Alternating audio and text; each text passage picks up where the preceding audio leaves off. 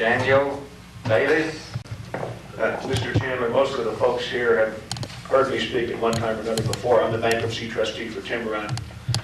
And as Mr. Ellison said, the bank and the Water and Sanitation District are pretty close to, I hope, putting a deal together whereby the Water and Sanitation District becomes the owner of the system.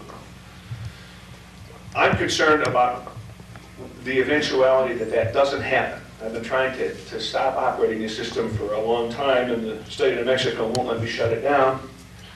They have made a demand upon me to install a chlorination system, but the bank won't let me spend the money because the money's all subject to the bankruptcy court order. And I'm kind of in between a rock and a hard place. I understand from what you had previously said that if the Water and Sanitation District becomes the owner, they're still obligated to comply with the government regulations, but you might give them some more time to get their act together. My concern is the eventuality, if they don't make a deal with the bank, if I'm stuck being the owner of this system, and if I don't get approval from the bankruptcy court to spend the money to install the chlorinator, I don't meet your 60-day deadline, then what happens? Seems to me I can't run the system in violation. I don't have any choice but to shut it down, although the Public Service Commission and the state of New Mexico don't want me to do that either. None of these folks here want me to do that.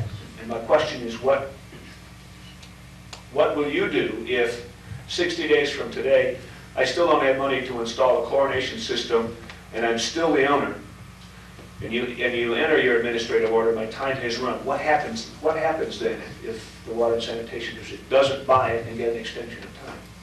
Recall the second part of this system, whereas we, the EPA, would not like to see these violations continue indefinitely. The words of the regulation, a reasonable time to comply. Reasonable, in all the senses of the law, means reasonable under the circumstances. The decision, Mr. Behles, would be made by the decision maker back in Washington, Dallas, whether or not 60 days is too short, not reasonable, and an extended time should be given. If the sale should not go through, the bankruptcy court then would proceed probably ab initio and continue through the normal bankruptcy route.